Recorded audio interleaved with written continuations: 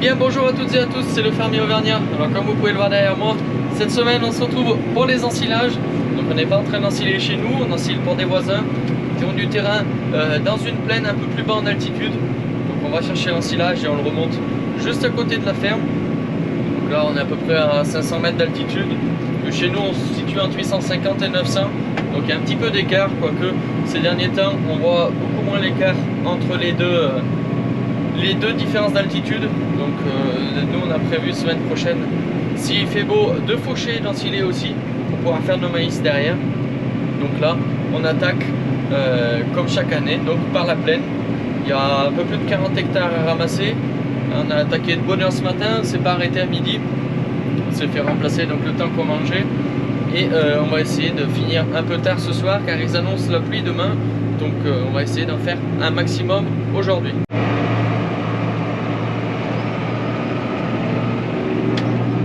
Assez agréablement surpris par le tracteur, donc c'est les premiers ensilages d'herbe qu'on fait avec. Il monte vachement bien, il tire vachement bien, je pense mieux que l'ancien, mieux que le Valtra, malgré que ce soit le même moteur, je trouve.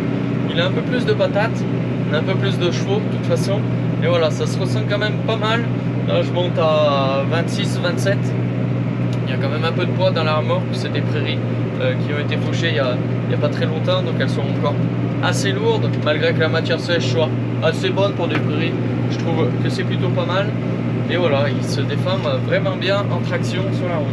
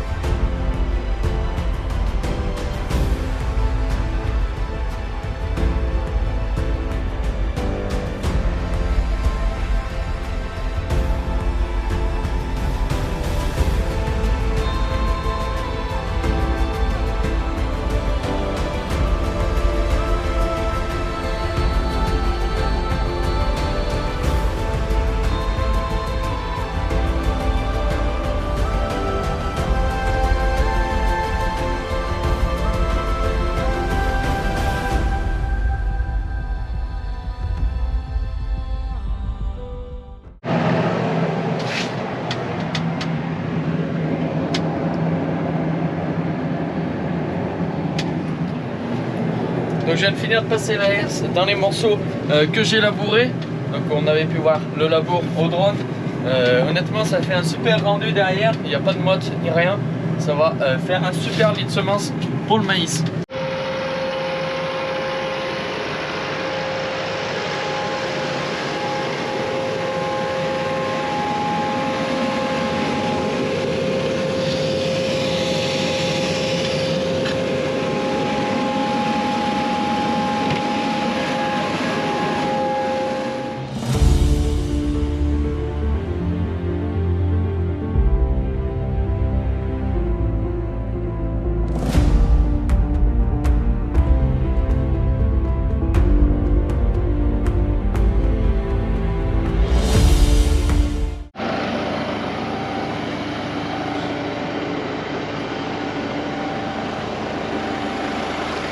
Voilà, maintenant que le semoir est replié et éteint, je vais vous expliquer un peu son fonctionnement. Donc c'est pas le même semoir qu'un semoir en ligne, c'est un semoir monograine qu'on appelle. Donc c'est un semoir qui va être capable, grâce à une turbine, donc avec le cardan avec la prise de force, on va faire tourner un cardan qui va entraîner une turbine.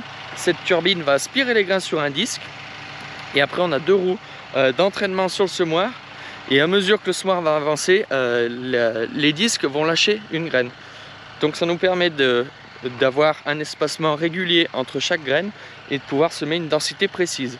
Donc là on se trouve entre 90 000 et 95 000 grains hectares. C'est un peu fort comme densité, mais c'est volontaire, tout simplement parce qu'on va faire un binage derrière, donc on aura quelques chances de perdre un petit peu en population.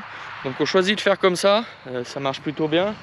Là on est sur des maïs donc de variété assez tardive pour chez nous, et parce que c'est les premiers maïs qu'on sème. Alors on est le 4 mai, le 5 mai, donc ça fait assez tôt chez nous pour semer des maïs.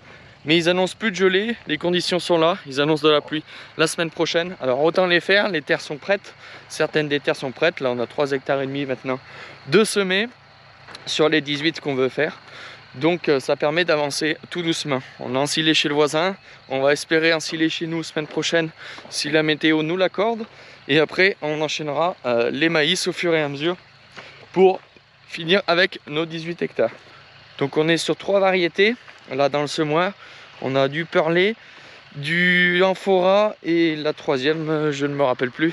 Mais 3 variétés différentes, tout simplement pour pouvoir mélanger et optimiser au mieux les maïs. On ne sait pas comment l'année sera faite. Il y en a qui se comportent mieux dans le sec, il y en a qui se comportent mieux avec les précipitations. Donc là en faisant ça, on est sûr d'avoir au moins une population qui soit pas forcément homogène, mais au moins avec des maïs qui puissent profiter. Donc l'avantage de faire ça, c'est qu'on prend les avantages et les inconvénients de chacun, on mélange tout ça et on arrive à avoir quelque chose qui à la fin est plutôt pas mal dans les silos. Je vais vous montrer un petit peu mes réglages. Hop. Donc on va chercher une graine de maïs, voilà, on en a une ici, et normalement, hop, je devrais en avoir une autre, juste là. Vous voyez, là j'ai à peu près une dizaine de centimètres entre mes 2 graines. Et là je suis environ à 5 cm de profondeur. Alors pourquoi j'enterre un petit peu mes graines à 5 cm? Tout simplement parce qu'on veut que nos graines pénètrent facilement dans le sol, que les racines puissent descendre. On est une région qui est quand même assez sèche l'été, donc on a tout intérêt que nos maïs prennent racine en profondeur rapidement. Donc là on va avoir des précipitations, ça va leur permettre de germer assez vite et de pouvoir augmenter leur système racinaire. Donc la semaine n'a pas été uniquement occupée par l'ensilage et le semis de maïs. Là ça a été 2 jours intenses en fin de semaine pour faire ces 2 activités là. Mais voilà, on n'a pas fait uniquement ça cette semaine. On a fait pas mal d'aménagements des anciens bâtiments, mais ça vous le verrez dans une prochaine vidéo. Ça fait l'objet d'un projet conséquent sur l'exploitation. Donc j'en ferai une vidéo spécialement, je vous ai tout filmé, ça sera tout prêt. Donc je m'excuse par avance du manque d'image au drone sur cette vidéo là. C'était uniquement le début des ensilages et le début de semis de maïs. Il y aura de toute façon d'autres vidéos sur ces sujets là, donc il y aura des images au drone. Là ça a été 2 jours assez intenses.